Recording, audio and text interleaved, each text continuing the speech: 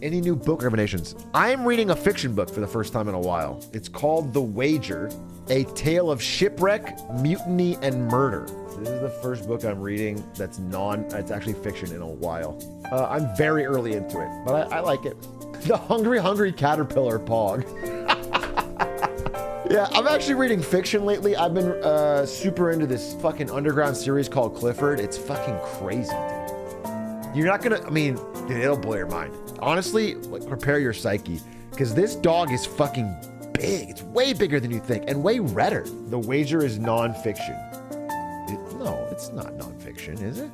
This is a real story? You're joking. Holy shit, it is non-fiction. That makes it so much cooler. Wait, I thought for sure this was fake. That's so cool. I'm looking, I don't want to spoil myself, but I'm looking at some of the reviews and they're all like, it reads like fiction. A masterclass in storytelling. That's so funny. Wow. Does anyone have a fiction recommendation? The reason I got that book was because I was looking for a fiction book, because I heard that if you read nonfiction before bed, you have a tougher time falling asleep. But if you read fiction, you can fall asleep faster. And this is probably complete bullshit, but like, it's sort of true for me, because when I read like a business book, I'm like thinking in bed. But when I read I used to read Red Rising, I would fall asleep after I'm done. I love Red Rising. Red Rising's base, dude. Red Rising rules. Read One Piece. It has pictures, poggies. I have no intention of reading a fucking manga. I literally just ordered Red Rising because of this conversation. Give me a little background on yourself. Here's the deal. Red Rising is one of those class of books that I call power fantasies. Name of the Wind is another great example, where they're fun because the main character, it's a better executed fan fiction, to be honest, because the main character is too strong. Yeah, it's like anime. Anime's similar to that too. Like, you have to know going in, it's not like a fucking world-changing book. But the opening to Red Rising legitimately made me cry. I just want to sell you guys on it a little bit, so I'll give you a very minor spoiler. I think it's on the back jacket. The premise to Red Rising is that there's a bunch of like poor miners deep underground working on Mars, and they live in like these hovels, and they're in this fucking ramshackle town, and they work all day, and they think that they are the first wave of people sent to colonize Mars. And so they have this idea that like, hey, we're gonna work our whole lives on this, but one day we'll be able to save Earth because they can come here and make it livable. But it turns out that happened like 2,000 years ago. And they've just been kept in the dark underground, and everyone on top of the surface is living great. They just work kind of like, that's the whole idea. That's not really spoilers because they literally tell you that in like the first, I don't know, very quickly. And then the main character is just kind of like a Giga Chad, to be honest. Even though he like has quote unquote flaws, they're not. There's a book called In the Name of the Wind that a lot of people will highly recommend it. It's a great book. And the main character, the entirety of the book is like so well written. Just beautifully designed worlds, really interesting. But the main character, like, all he does is just fall around and everyone wants to have sex with him, and he like, it's like he's like a Skyrim character. Everywhere he goes, people like make him the fucking Dragonborn.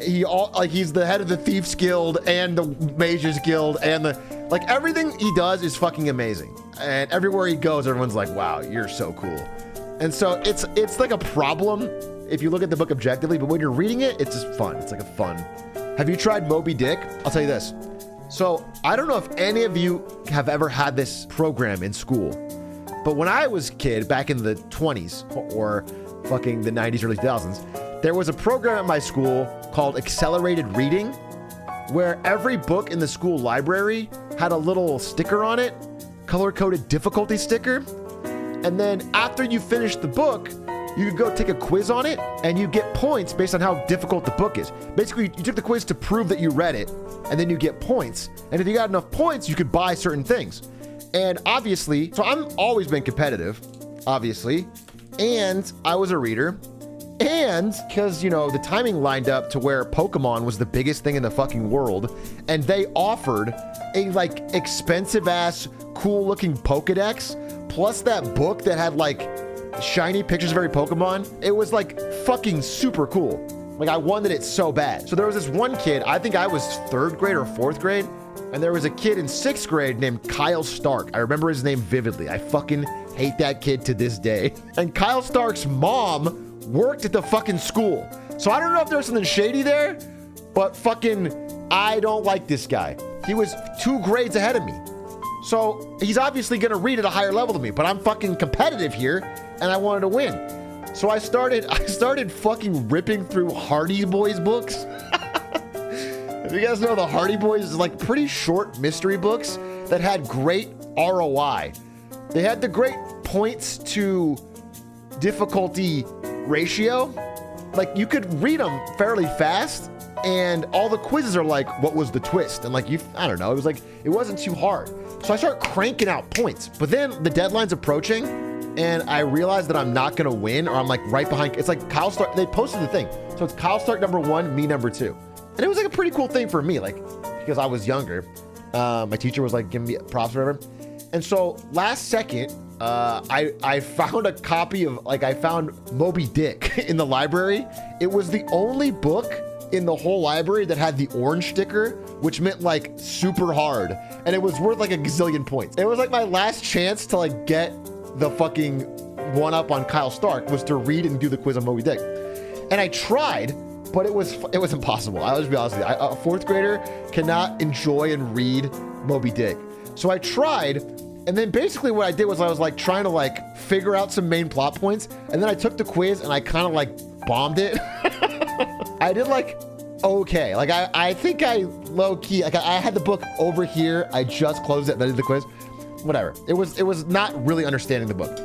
I got enough points to get within striking distance, and so last second to push me over the top, I went to the I don't know, toddler section of the library. It was literally like Clifford. It was like 5-page books that were worth 0.5 points. It turns out that like that's basically cheating. If you have a 0.5 point book and the pages, there's like 8 words, the quiz is like, and also the quizzes are so obvious for those level of books. So I just started spamming them and I got, I don't know, 14 points that way because I didn't have time to read another book. And I won. I got to first. And I was celebrating and I was super pogging and my mom was happy and she was like pogging and it was really cool. And then Kyle Stark's mom, who worked at the school, complained. They like looked at my points and they were like, this is below your reading level. It doesn't count. And they took my points away. And my mom was so fucking mad. I remember my mom was so furious. She was so mad. They like took my points away and took me off number 1 down to number 2. And then Kyle Stark got first pick of the prizes and took the Pokedex. And I was fucking pissed because like there was no rule against it. They just like, yeah, you're not reading level. So not in the spirit of the competition. Fuck you. You didn't tell me that. I also read Moby Dick, by the way, not well. So that's a core memory for me. I've hated that kid and his mom ever since, dude. They didn't fucking let me play. If you like fantasy, The Way of the Kings by Brandon Sanderson. That's the only thing that Stans has ever consistently recommended me. Over a decade, Stans has recommended me Way of the Kings by Brandon Sanderson. Or just Brando Sando in general. He keeps telling me to read Brando Sando, and I just don't want to, but I might like it. Like, I'm not lying. I don't know anything about it. Something about it. Your best man recommended you a book for 10 years and you never looked into it. First of all, don't phrase it like that. That is not a good way to put it. Second of all, I did buy it. I own it. It's sitting probably on the shelf somewhere. I just haven't cracked it. Something about the book itself does not look appealing. Like the cover, I don't know, dude. Also, I feel like I'm going to compare it to Game of Thrones unfavorably because I love Game of Thrones. I guess what I'm doing is I'm sort of intelligently judging a book in a way by its cover. Does that make sense? Like I'm using the facade of the book to judge the contents. Like a really smart way to go through life. That way you always can like make quick snap decisions about people and things. That way you don't have to waste your time giving them a chance. You can just sort of quickly write them off instantly. It's efficient. I'd suggest the Percy Jackson series. I think I'm past Percy Jackson. Not that I don't think it'd be good. I think I would have loved Percy Jackson if I was the right. I think I'm a few years missed it. Although, you know what you guys missed? Percy Jackson lovers, Everworld. That's right. K.A. Applegate, author of Animorphs, created a second series that people never heard about called Everworld that was actually really goated. And it was like the early Percy Jackson, had a bunch of like, you know, it's got like fucking all the gods and shit. There's at one point, I remember distinctly, it's like a vivid memory of mine, is reading, well, it's kind of a spoiler, but you guys are gonna read it anyway, is reading like the last book. The concept of the book is that there's like 5 teens from a regular town who all have their own problems. Like one of them's got OCD, one of them's got a racist dad, one of them's a burnout, whatever. And then they can go transport to this other world where there's all the gods from mythology, and they keep, whenever they sleeping, go back and forth, and their lives start falling apart. And then, but it gets dark. It gets like really dark. Anyway, one of the girls turns fucking insane and starts bringing neo-Nazis from the real world into the fucking other world, Everworld. And at one point, a bunch of fucking cracked out 19-year-old neo-Nazis use Uzis to shoot Fenrir, the giant wolf god, to death. And I remember thinking, whoa, this has gone crazy. This shit's gone crazy. It was a crazy book. It was a crazy book. And what's cool is it's like Game of Thrones, like mini Game of Thrones really, because every book is written from the POV of one of the characters, and you see all their little neuroses and shit. I thought it was great. That was one of my favorite series when I was a kid. I remember Artemis Fowl being good at all. Artemis Fowl is another great example of a power fantasy kind of book. Artemis Fowl is entirely too smart. So at no point in any of the books, well, at least the first, I don't know, 2, are you worried at all? Ender's Game series, I only read the first one and it was a long time ago. I thought it was fun. Ender's Game, same thing as Artemis Fowl. Main character, usually a dude, shockingly smart, House-esque really, solves all problems. Everyone's impressed. I think you would love Green City. What's Green City? Green City, how one community survived a tornado. This is about this is a town in Kansas that survived a tornado. But I will say, speaking of Kansas, and speaking of Barnes & Noble, and speaking of tornadoes, I lived in Kansas during a tornado.